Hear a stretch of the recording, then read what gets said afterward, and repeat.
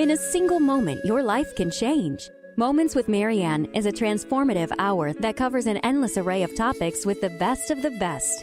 Marianne's guests are leaders in their field, ranging from inspirational authors, top industry leaders, business and spiritual entrepreneurs. Each guest is gifted and a true visionary, a recognized leader in their own work. They teach others to develop, refocus, and grow. Marianne will bring the best guest and sometimes a special surprise. Don't miss this. And remember, make every moment count. Welcome to Moments with Marianne. I am so excited to be sharing with you today a very dear friend of mine, very special guest, Amy Van Atta Slater. And she is an amazing woman. She is a UC Berkeley graduate, senior VP of a leading technology company, and a highly sought-after keynote speaker. In fact, she was just, in San Francisco speaking alongside Jay Leno, and she is known as the mentor to mentors. So really want to pay attention here today and all the good things we have to say. And on top of all that, she is the parent, of three lovely girls. So Amy has written a book, and it's called Moments, Magic, Miracles, and Martinis, How to Move Forward in Times of Uncertainty. My gosh, can't we all use that? So welcome to the show, Amy. Thank you so much for having me. Oh, thank you. It's such a joy just to spend time with you, and especially I'm so excited about your new book. And man, is it a game changer? Thanks. I'm very excited. I get chills thinking about it myself. Well, I know you to be this highly successful, awesome person that it seemed like the world kind of threw everything at you at once. And here you are, you just handled it and dealt with it with pretty much the same techniques and tools that you use to be so successful in business. I think, having been in business, as you mentioned, for over 25 years in sales and sales leadership, every day in sales is a new day. You pretty much start at zero every day, kind of the what have you done for me lately syndrome when you're in sales. And, you think you have it all figured out, and then you get hit with a lot of change in your own personal life, and you try to hold it together, and sometimes it's not so easy. And I figured I would share my learnings with a broader audience. Well, I know every person that picks up your book becomes an immediate fan, and the first thing that they're doing is they're purchasing your book and giving it to friends or family members. And so it's really something that's actually flying off the shelves. And what's kind of funny is your book just got released today. Yes, it did. I'm very excited. So congratulations on your new release. I've heard it's hit #1 bestseller. It's #1 in all these different categories. So that's a huge accomplishment. Thank you. I think with the topics in the book covering a real broad range of things that throw you curveballs, whether it be related to health, to marriage, to parenting, to working, whatever it is, I believe that I've shared a lot of experiences that everybody can relate to. I don't think there's a single person that can say they haven't faced some degree of uncertainty, and it was very therapeutic for me to write the stories about my own journey. So, and I agree with you. Going through your book, it's really heart-wrenching, and a lot of people can really relate. So I know your personal story. I know that you went through a lot of different challenges, and basically everything hit at the same time. And gosh, doesn't it feel like that when we get hit with stuff? Yeah. When it rains, it pours. There's so many cliches or analogies. Kick a person when they're down. When it rains, it pours. And it's very easy to get into that victim mentality. Why me? Next thing I know, I turn around and I get smacked down again. And it's very easy to go into that abyss. And I'm so grateful that I was inspired by some thought leaders around being positive, around vulnerability, and just taking it as it comes and taking one day at a time. And just by being present in the moment, hence the title, really helps you overcome that fear of uncertainty. Well, and I know that it really was your positive mindset that really propelled you forward. What prompted you to start looking at things that way, or was that always a mindset you had? I have to say that I think I have an innate sense of positivity. I have my father was always the kind of person, and I write about this in the book, that it wasn't that the glass was half full, it was overflowing. And so he just was this gift of life. And even today, as he sits in his wheelchair in a nursing facility, you see that twinkle in his eye.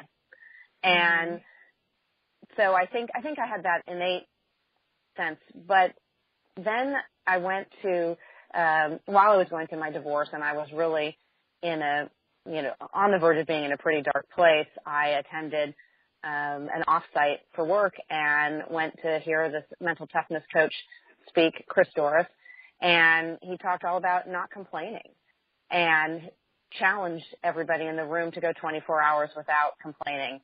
And I said, what the heck? I have nothing to lose here. I'm going to take on this challenge. And so I went for 24 hours without complaining, and it was jaw-dropping, the kind of magic that I saw just in that 24-hour period, just by stopping that propensity to complain. And I basically couldn't stop. Well, and it's contagious when you do that. So I understand, and I know you to be a very go-getter, just kind of positive, upbeat kind of person, and I can see where that's kind of in your DNA, So, it's hard to complain most of the time. I mean, you certainly go down that path, but it's hard for people to complain around me, and they always apologize. I'm sorry that I'm complaining. So you don't have to apologize to me. Just think about putting another twist. I've at least opened people's eyes to not just go down that path. That's not the first choice you have to make. You don't have to go down the bad path. You can start on a positive way and just take a different vantage point. Well, and I understand with, I know how the people that you work with, because, you have a lot of people that report to you and what have you, you probably, and that you come in contact with, that positive outlook, of course they're saying, hey, I'm so sorry, because it's really coming across to them, that, gosh, she is really upbeat and positive, and I even know that that's that way with your children. Yes, it's very much the case. A couple of recent experiences with my kids, I write about a few of the experiences about them turning things around and becoming positive. It's really amazing when you start seeing it organically in your children. I have an 11-year-old daughter, and in California, and as in many other states, they have to do these physical fitness tests, these statewide tests, and she just doesn't love to run. And she had to do the mile run, and the morning of her run, has to have a good breakfast, and she asked me for a black marker. I said, okay, have a black marker. So she takes the black marker, she draws on her arm, which I hate, but she did anyways, and she wrote, #you can do it. And just to think that I didn't tell her to do that she's just soaking that up. And when she came home that day, she had cut a minute and a half off of her time, of her mile. And she was so proud, but that she was there and she was promoting her own sense of self-worth, that she could do it. And those are the things that are the miracles that come as a result of living a more positive life. I also have a daughter who's a sophomore in college in Vermont. And, being a teenager is not the easiest road. And wasn't always, as a teenager, a real proponent of my kumbaya kind of attitude. And one day she, on social media, she had there was a poem that talked about, be positive and the world around you will be positive too. And she mentioned me in some post, basically saying, thanks, Mom. And so that you just start to see that positive influence budding around you, and in my children in particular, it's a really great feeling. Mm. Now, were you always, before all, we'll get into it in just a minute, some of the different things that kind of hit you all at the same time, but were you always very positive as far as your mindset before all these things hit you? I would say not. I would say I wasn't negative, but I didn't lead with positivity. I don't think I was present. I think I was so buried in my own head and my own personal challenges. I was certainly holding up a facade of strength, but I think it was hard. I think I was hard on the outside and thinking that I was just showing the world this perfect person. But I don't think I was present. I wasn't as accepting of people and of my children. I think I just rushed through every day to get through the day. And when I sort of came to the other side of this amazing journey that I'm on, it created just a whole different energy. Mm-hmm.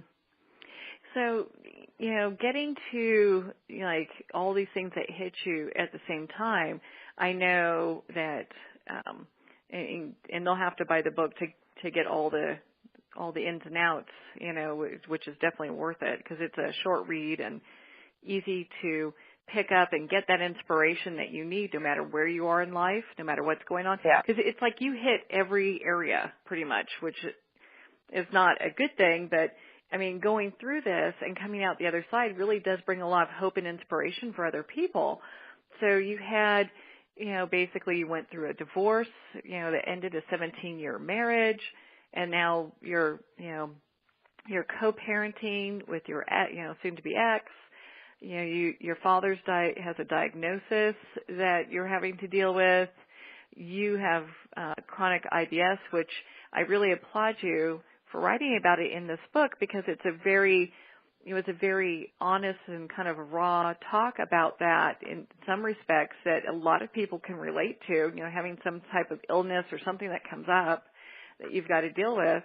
And on top of all that, it wasn't enough, then you were just in the position where you had started a new job. So that comes with all this other stresses and everything else. Right, yeah. There's a hierarchy of things that they say are the most stressful events, I think I hit just about all of them, with the exception you of had the medical, the job, the home life. It probably felt like there was no place to turn. Yeah. Basically, I essentially became a shell of a person during that time. Of course, the IBS was debilitating, but every day you've got to wake up and take on the world, even though you're incredibly weak. And there are people that don't even recognize me today that kind of came into my life 5 years ago. They're like, oh my gosh, you're a different person. Mhm. Well, and that's a really tough thing to go through because a lot of times people don't understand IBS and, how that really affects people. But it comes, it's debilitating in some ways, Oh yeah. And you carry a lot of shame. That's why I talk about it. And in fact, a colleague of mine the other day said, wow, sure took a lot of courage for you to write this book. And I said, now we're really going to get to know you. I said, great, I have nothing to hide. But when you're talking about something like IBS, it's really not nice table conversation. However, I've realized that by coming out with it, and as I talk about in my book, shining light on a dark place, it's amazing how many people said, oh, my child has that, or I have that. What have you done? And I've referred a lot of people to the nutritionist that I leverage to feel better. And if I can help one person be in a better place and prevent them from living what I lived with, I've had it for over 30 years, and it gets, it rages in difficult times in life. If I can help one person, then I feel like I've helped out. Well, and I think, pulling the shades back on that really allows people to look at it. Hey, is that something that I have? The symptoms sound familiar. Maybe I need to get this checked out because a lot of people walk around with that undiagnosed. Oh yeah. I have friends that are sending me emails saying, I have this friend who has what you have. Can I connect you to them because they have no idea where to turn? And so it just becomes this natural thing. And so people then start reaching out and building a community. It's roughly 1 in 7 people that suffer from IBS. Oh my goodness, yeah. So going through that, and then your dad had some stuff going on too. Yeah, so as you know, as we all age and live longer, there's always a big bucket of what people call dementia or Alzheimer's. And then, so my dad went through that about 7 years ago, just issues around memory, and he got diagnosed, as they thought, with Alzheimer's. And as time went on, he started to get different symptoms that were more of a physical nature, not just a mental nature. And he was ultimately, after 3 years, ultimately diagnosed with Lewy Body Dementia, which is what Robin Williams was diagnosed with just prior to his death. And so because Robin Williams is a celebrity, the light has been shined on that nuance of the disease, which has typically just been viewed as Alzheimer's. I've recently joined a public advocacy group here in the Bay Area for Alzheimer's, and the number of stories I've heard about people whose loved ones have come with similar diagnoses where they go years and years not knowing exactly what it is that they're suffering from. But then to watch your parent who's been just a pillar of strength and inspiration in your life, to then see that he is, for all intents and purposes, he's gone, but he's physically there, and you see the twinkle in his eye, but he can't put 2 words together. And then to watch your mom, who's been with your dad for 60 years, and see her watch him suffer, it's you had to find a way to find some magic out of that. Well, and it definitely does take a courageous shift. And because it would be so easy with all those things going on for someone to get, stuck in the mire and saying, no, and life is so bad and doing that. But that's not what you did. And that's why your daughters are really shining, a great shining example of the profound change you have. And it's, I'm going to be excited to see them grow up and see how that impacts their lives, because it's going to be just, it's going to be amazing. Yeah, I look forward to seeing more from them. They're doing really, really well. They're an inspiration every day to me when I see what they do. Definitely. Now, you talk about being authentic during this process, and I guess when you're going through something like this, it really tears you down to the point that's the choice is either to be in denial or to be just raw and authentic, because that's kind of what you're left with, Yeah, I just realized that, I've spent my entire life really, even as a child, trying to be perfect. And it's exhausting. It's exhausting trying to mask it and think that if you're not perfect, you're weak. And I have a huge aversion to that. And striving for perfection prevents you from learning in so many ways. And I have to say, I feel like, authenticity has really become a huge topic, and certainly can often be an overused word, but it's just so important to just be who you are, and then just great things come towards you. And even if the being authentic means that some people might not like you, or they might think differently, then you don't need them in your life. But I found just the opposite, that the more authentic I was, the more people were drawn into my life, really good people I might not ever have made room for if I had that big wall of perfection preventing me from engaging with a whole different world of people.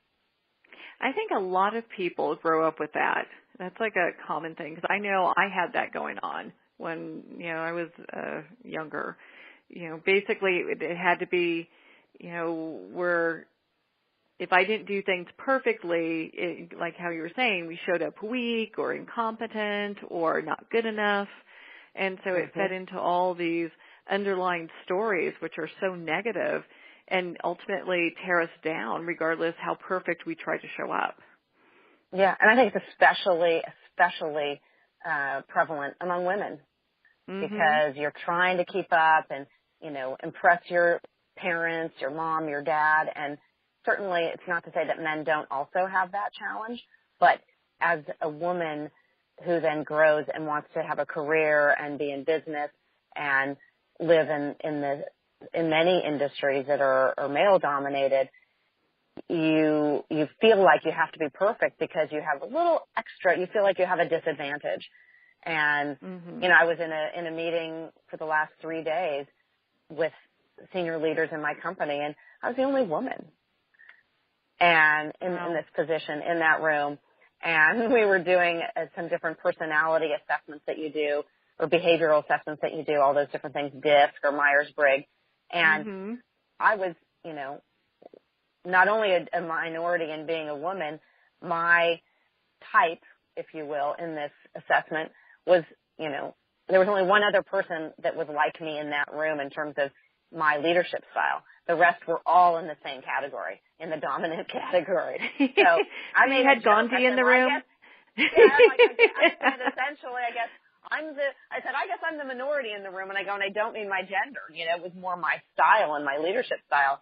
It was quite funny. But anyhow, I think as women, we really strive that I think 5 or 6 years ago, I would have been embarrassed that I was different. Instead, now I sat there and said, this is awesome. I said, well, you guys, I'll charge you if you want to learn something different from me because you guys are all the same. I'm different, and I felt proud of it. But, in my younger, I would have been ashamed. Oh, I get that. Yeah. I get that 100%. I mean, because you had when I was working in sales and was a top sales manager, you had to conform, It was, even though you would have to think outside the box as a manager in your management style, they would expect you to conform to some degree. So yeah. Even in the way we dressed, right? Even in the way you dressed in the 80s and 90s, right? How many women were wearing pantsuits and these shirts with ties and up to their chin so that they weren't feminine, and so we were raised in our generation.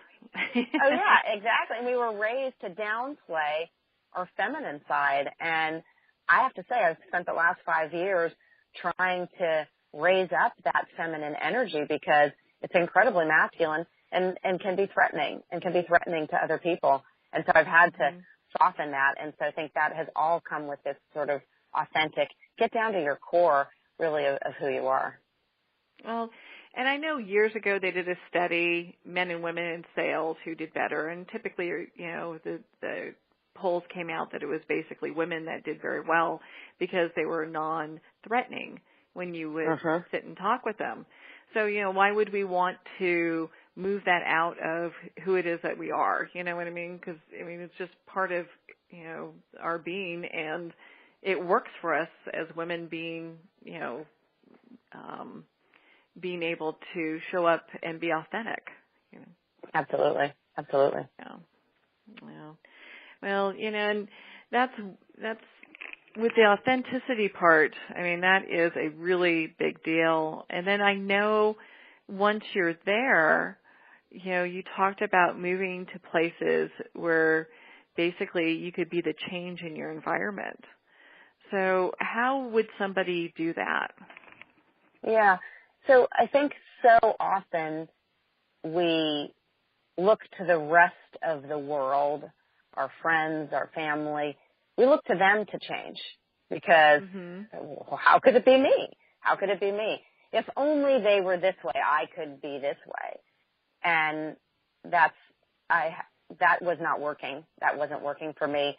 And what I realized is that I had to look inside. And as soon as I opened up and changed my perspective, and a lot of it came from slowing down and being present, then I got what the world wanted from me. I just talk about my book in the chapter, Be the Change. I talk about how I really wasn't present for my mom in the way that she needed me to be around her grief over my dad, who was essentially dying every day before her. And I tried to rush her through her grief because I was uncomfortable. And I say, yes, be grateful, Mom. Be grateful. You've had all these years with him. Be grateful. And at one point she looked at me with tears in her eyes and said, you're not listening to me. And I just need to tell you how sad I am. And of course, myself at that point was feeling kind of defensive. What do you mean? I'm here. And then I felt pretty bad. And the next visit, when I came to see her and we were sitting and she was sharing, I just listened. I didn't try to solve her problem. I just listened. And then she was sharing happy things about my dad. And we shared stories. And we sat up from the couch, and she said, thank you so much. She said, I never knew that I could feel this good again. And I thought, oh gosh, what was different? And it's because I was present and I listened to her. And then as a result, she felt that I think so many of us, when we're in times of uncertainty, grief in particular, we're so uncomfortable with grieving that we want to just brush it aside. And I have a very close friend whose husband recently died. And, I ask her questions about it all the time because the easier side would be to try to avoid it. But instead, we talk about it and give her space to grief and to have grief. And so I think if we can change the way that we respond to uncertainty, it's better for everybody. I agree with that, and you're so dead on with all of that.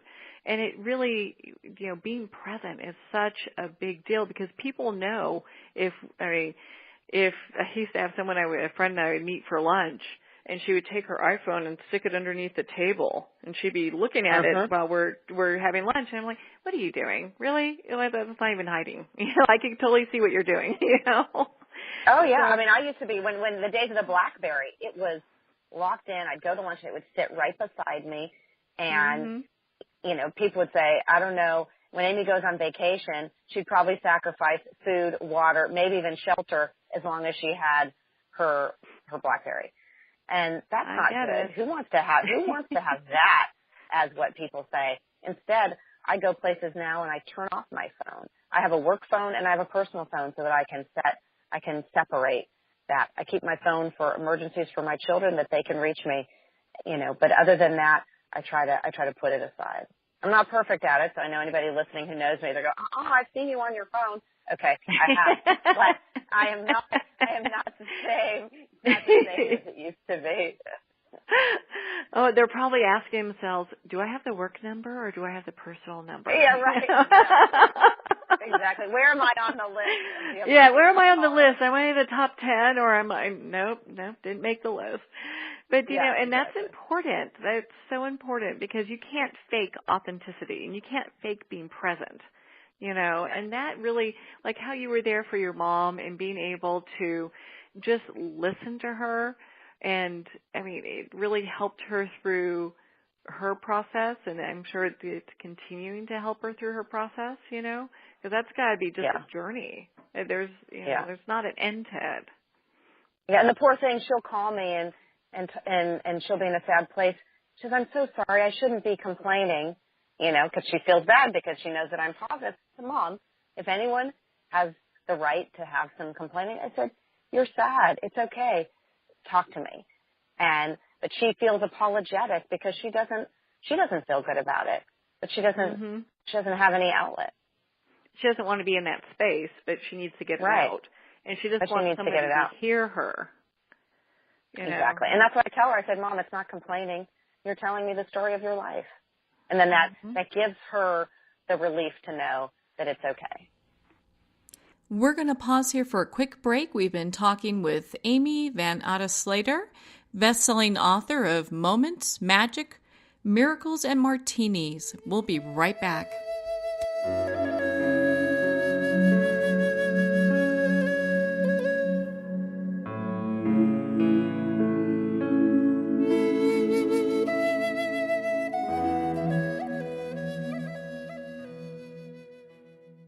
In 2012, after returning home from Iraq and Afghanistan, Sean Gobin hiked over 2,000 miles of the Appalachian Trail. Recognizing the therapeutic effects of long-distance hiking, Sean founded Warrior Expeditions, a veteran nonprofit therapy program that supports veterans transitioning from their military service by hiking America's national scenic trails. Equipment and supplies are provided, as well as assistance with job placement. For more info or to help support these veterans, visit warriorexpeditions.org.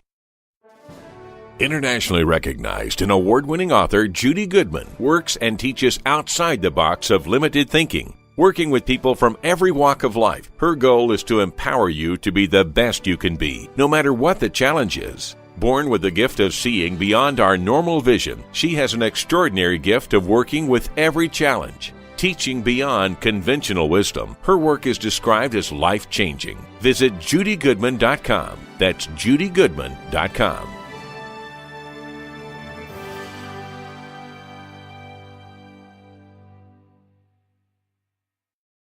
Have you ever had the sense that your thoughts might actually be doing something? Ancient secrets of manifesting have been masterfully revealed in the award-winning book Manifesting 1-2-3 by Ken Elliott. For the first time, the author's experiences and stories in this book describe exactly how your thoughts can create anything. You've been doing this all your life, but it's never been fully explained for you until now. Visit manifesting123.com for more information today. Manifesting123.com.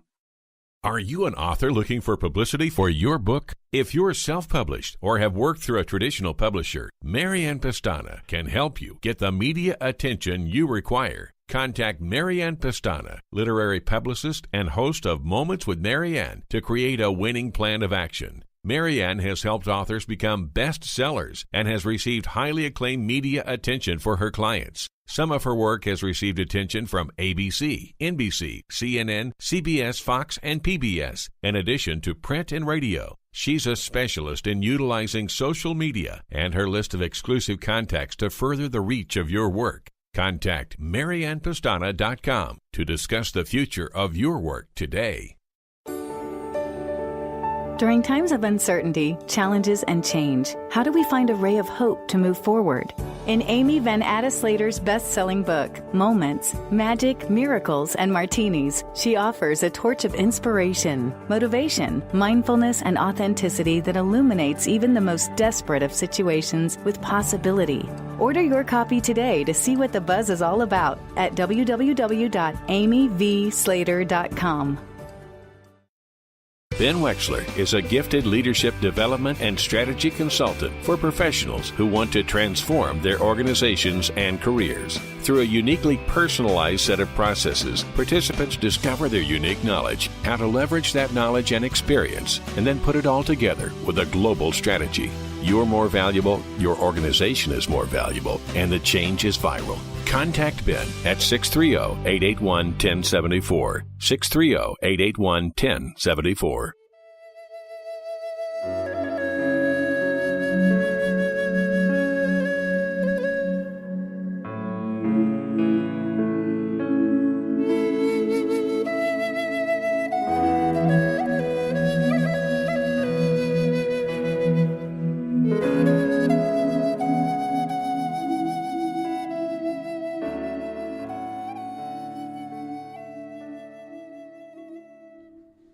Welcome back to Moments with Marianne. We are here with best-selling author Amy Van Atta Slater. We've been talking to her about her book, Moments, Magic, Miracles, and Martinis. And you can visit her website at www.amyvsinvictorslater.com. Now, before we left for break, you really had me thinking about a few things, Amy. All these things happening at the same time are really the catalysts that made you become who it is that you are now. And in doing that, then you can be more present for your mother and being that role model for your children and your coworkers and all those that you come in contact to a greater degree. Not that you weren't before, because people came to you for all sorts of things before, but as far as in a greater degree, they were able to come to you, and you're just in a totally different space. Yeah, I think when you break down those walls, and I write about that, tearing down those walls, you just become more approachable. And I know that while people did come to me, I think I had a tendency to seem unapproachable.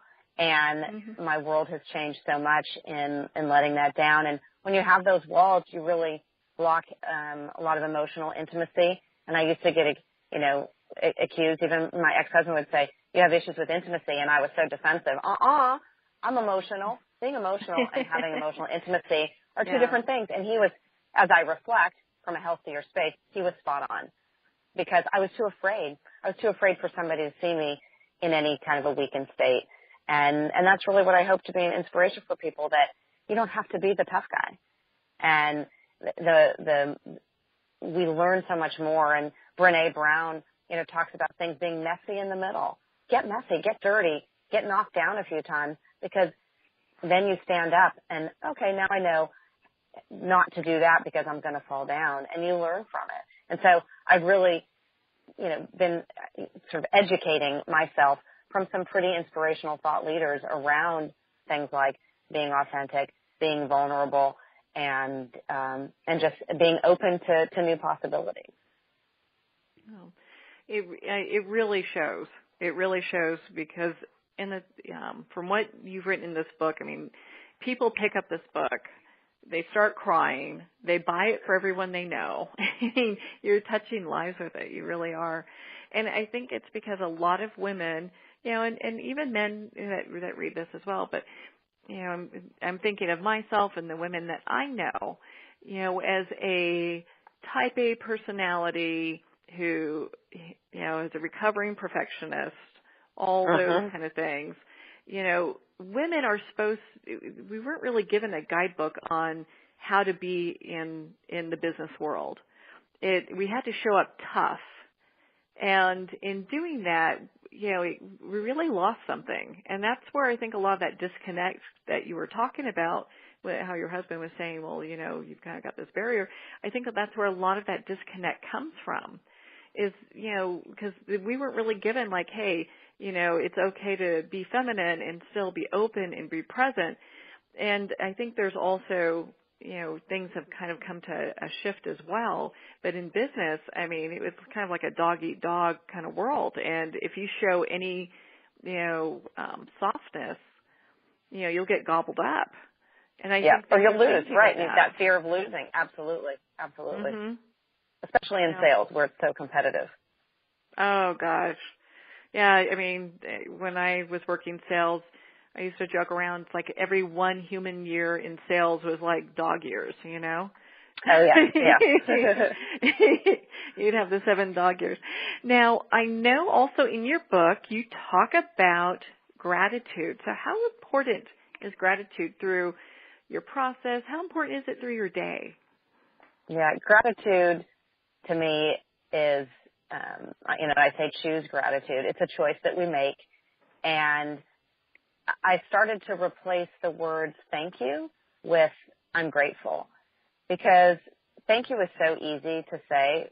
Well, and some people don't even say it, but when people do, it's like, thank you, thank you. Someone hands you something, thank you.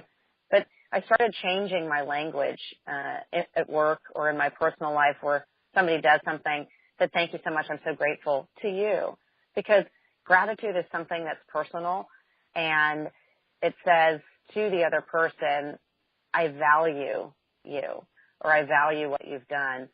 And I feel that people, we're not entitled. We live in this society, and I see it very much with children and things, and places where we live, that there's this sense of entitlement that goes along with living. And you don't get much with entitlement. And I want to turn that around and say, no, I'm grateful for this minute, this moment. I'm grateful because, you took the extra time to do something that was helpful for me. And I think in such a competitive place that we live in, and people of all different walks of life, gratitude is something that cuts across gender, it cuts across socioeconomic status and all of that gratitude is that balance. And it's that should be that neutral state that people can share and understand one another, as opposed to, like you described, sort of this dog-eat-dog world, that gratitude. And if you show up each day grateful, you're probably going to go to sleep much happier than you would if you didn't choose gratitude. Now, have you seen a dramatic shift in your work environment? And we'll get to your home in a minute, but in your work environment with making these changes in language like you have? Absolutely. Absolutely. I see, people will walk into my office and,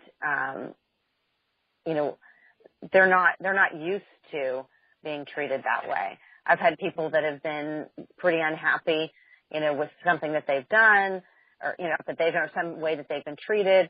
And if you just change that language, they come back and say, you have no idea how much I appreciate that. And it's just so great for the work environment, especially as you have so many different generations of people now working together.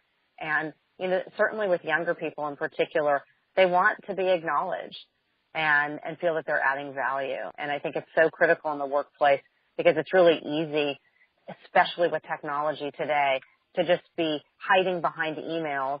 But people, so if you are going to be in an email kind of communication world, using words like I'm grateful to you for even coming to work today, knowing that you have a sick child at home. I'm really grateful that you worked this weekend to get these things done. And it creates really, I think, better bonds in the workplace when you can lead with things like gratitude.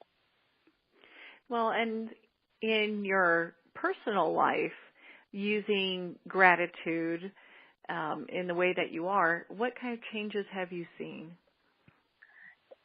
I've seen certainly across friends when you lead with gratitude, there's just there's a deeper connection with your friends when you come from a place of gratitude. Someone does something for you. Again, I just have just taken that word "thank you" out because it's a very passive word, I think. And using grateful, I use grateful in the way that I communicate now with my ex-husband. I'm grateful that you helped me out in this situation or that situation. And it diffuses any angst that people have when you actually stop and say more than thank you. And I see it with my children and my youngest daughter all the time. She's picking out quotes for her screensaver on her iPod, and they have to do with being grateful. And so it just takes a lot of the negative energy. I think gratitude goes along with being positive. If you're grateful, it makes it a lot easier to create an environment of positivity. Now, I know in your book you've got magic, so isn't that great? And we talked a little bit about that earlier about, the middle is messy, Brene Brown, her quote there. So how can someone find magic in their day? And you, of course, would know this, with all this turmoil going on, where can we find magic? Yeah, the magic where I have found the magic, really the two things that are key in finding the magic, you've got to slow down. Because think about just simple things just even in nature, right? You're rushing by. Do you actually hear the birds chirping? Do you actually see a beautiful flower? Do you actually see anything when you're moving so fast? It's almost like you have impaired vision and your senses, even your ability to have all of your senses charged up. If you're going too fast, you think about it. If you're going too fast, you can't hear very well. You don't see very well, and you just rush through life. And so by slowing down, you create so many more opportunities for magic to happen. And then if you're also in a positive state of mind, then when you slow down, the good things just rise above.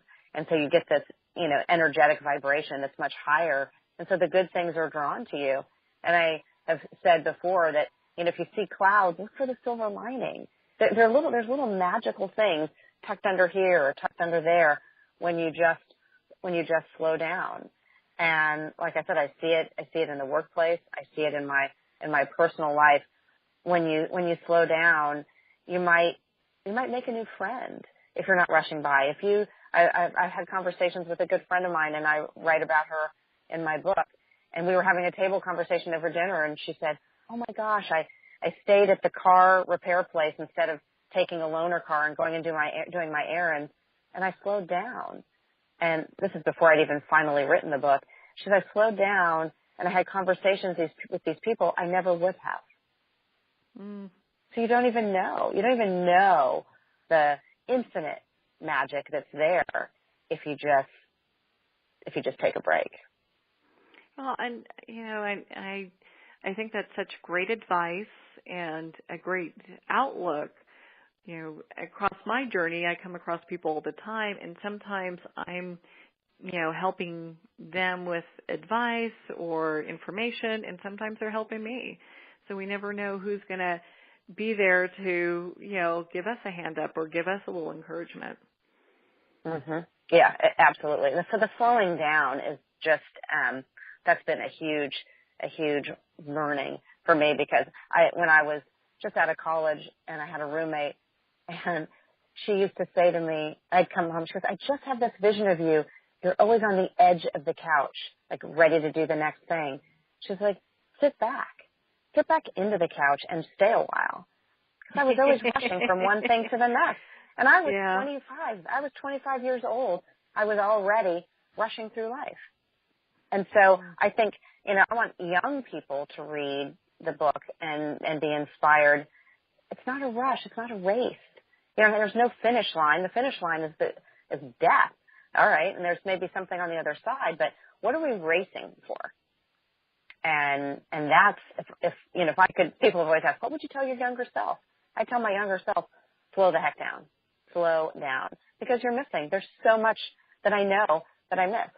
I'm not going to, regret it, because here I am today, but it makes me think twice about slowing down and say, yeah, I'm going to slow down, because there are infinite possibilities in the moments in between, what I call the spaces in between.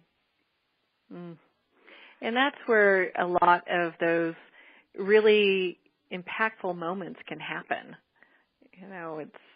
It's where, like you're saying, it's where the magic happens. Exactly. And so that's where I've just set my sights there. And I catch myself going too fast or being overscheduled, and then I'll just start cleaning up my schedule and say, nope, I've got to cancel that, because I need that space. And the tendency when we're uncertain is often just to be really busy, especially when you go through divorce. You don't want to be alone, and you're afraid, so you overschedule and jam up your schedule. But then what good is that? Because then you're not really taking the time to listen to yourself and to learn. Well, you're not present for anything when you do that. And you're right about that. A lot of times when people are going through really difficult times, I'm not saying it's not good to have a work ethic, but workaholic is a whole nother level. Because a lot of people will throw themselves into their work so that they can, just divert, avoid. Yeah, you want to mask the pain, right? You don't want to hurt, so you do everything, and then it actually makes it worse. It might be a good temporary solution to distract yourself, but at the end of the day, the pain is still there. You haven't done anything with it other than mask it. Yeah, and I think that the lesson would probably repeat itself then, because, how could it not? Because if we're not getting the lesson, it's going to show up in other ways. Exactly. That's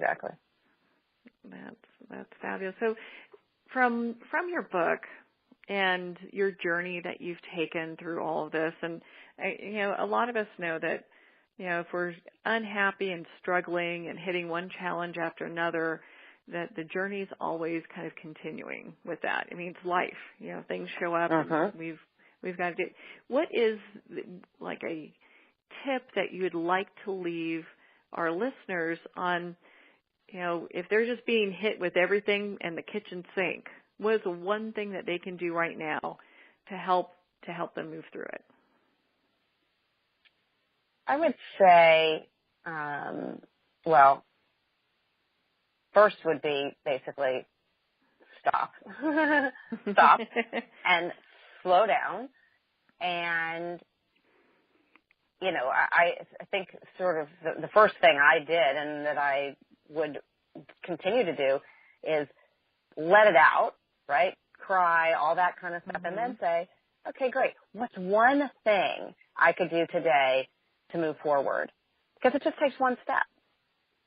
The tendency is to feel like you have to have an entire plan and you have this end state in mind. But like you said, the journey is forever.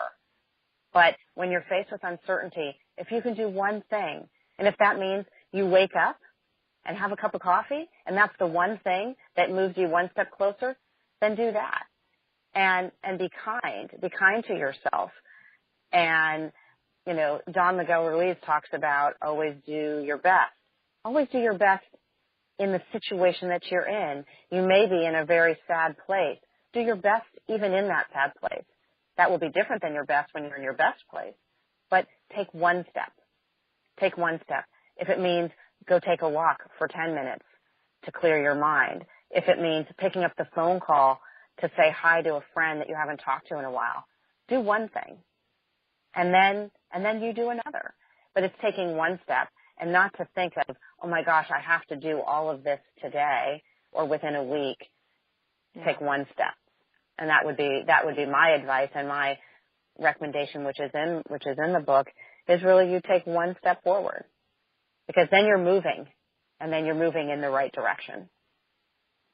Well, that's perfect. That's really some very strong advice that people can take with them and move forward. Because a lot of times when we're going through everything at the same time, I mean, I've been there, I've done that too. I mean, who hasn't?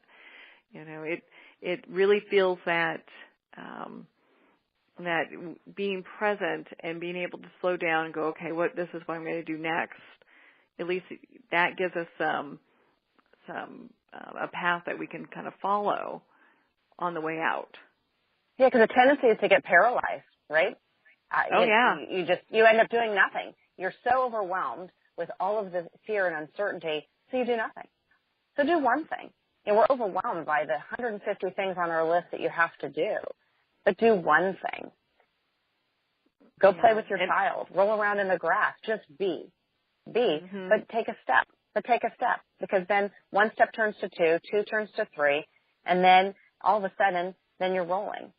Because it's easy to just get paralyzed by the fear of uncertainty. When you were going through this whole process and you were getting to the point where it's like, okay, I'm going to not be paralyzed by fear and I'm going to move through it, and you had all these things going on at the same time, was there one thing that you did or said that would kind of put those issues and those challenges to the back, either the back of your mind or just you're forgetting it for the day? Usually, the way that I would get through it is, especially with something that I knew had a deadline that something would be done or what have you, I would often just fool myself and I would say, you know what? I know that I get things done and I know that I can do this, and in 3 days, this will all be part of my past. So I'm just gonna show up because I know that I'll get it done. So I really sort of played these games of encouragement with myself that just said, you've done it before, you can do it again, and here you go. And because like you said, there is so much and there are so many things that you have to, we all compartmentalize things, but I would always, of course, choose the easiest things to get done first or to face first. But I just kept reminding myself that this too shall pass, and that if I just stay the course and I stay present, because what messes with ourselves the most, it's our mind. It's what we do with our minds. We think about the past, we think about the future, and then we have so much anxiety because we can't change the past, we can't predict the future, and then we mess up our present. So if you could just stay present in that moment in time, which is, again, where the title comes from. If you stay present in the moment, it's a much smaller thing you have to address. I can't change my dad's health situation. I can't change a lot of things about what might be, but what I have an impact and I can control is this moment in time. That is so beautiful. And you know what? And of course, your book, Moments with Marianne, I mean, they just go together, you know. I know. Well, that's how we met. I mean, that's the other thing that, you know, is slowing down. Is that, you know, we met through Twitter and did, you know, #moments. And then there you were. I thought, oh, that is just such a great connection. She's got something about moments too. And so by slowing down and being in that moment, look at this magic, right? You make these magical connections with new people. I have more new people in my life than I've ever dreamed of. And I don't mean just superficial connections. Mm-hmm. It's because I slowed down. No, I get that. 100%. And I just love it. To me, it's delicious when I get to meet somebody new, and I mean, it just feeds my soul. You know, I love it. No, I get I get giddy. I think you hear it in my voice. No, I get really giddy because of the kinds of connections that I've made in the past few years have just, and that's why I say magic and miracles. It's been a miraculous change, not because I'm like just so great or anything. It's slowing down, and it's being here in this moment. Yeah. Well, thank you, Amy. I so appreciate you taking the time to be on the show with us today. Please tell our listeners where they can find you. Absolutely. So the easy way to find me would be on my website, which is www.amyvslater.com. You also can find my book in Kindle and paperback version via Amazon, Amazon.com. That was just released today. So paperback version, just released. Congratulations, just released, and a #1 bestseller already. So congratulations on that. And I know that your book was noted by some very high-level folks, you know, who also have some amazing souls. So we have Douglas Wick, who's an Oscar-winning, award-winning producer. And we've got there's just so many other people that have recommended your book. I don't think you have enough pages for them, actually. Well, again, that comes with a lot of gratitude that people would take the time to share their experiences in reading my stories. Oh, well, thank you again for being on the show today, and so appreciate you taking the time to be with us. Great. Thank you so much, Marianne. Thank you. And for all of our listeners out there, I'd like to thank you for tuning in. And remember, make every moment count. Join us next time for Moments with Marianne, when host Marianne Pestana brings another inspirational gifted leader to help us grow. Tune in every second Sunday at 8 p.m. Eastern Time for Moments with Marianne, when the Dream Vision 7 radio network is at 1510 a.m. Boston. Or catch Moments with Marianne every Thursday and Friday at 5 p.m. and 5 a.m. Eastern Time by going to dreamvision7radio.com. To learn how Marianne started her business from the ground up, visit mariannepestana.com. Don't miss this, and remember, make every moment count.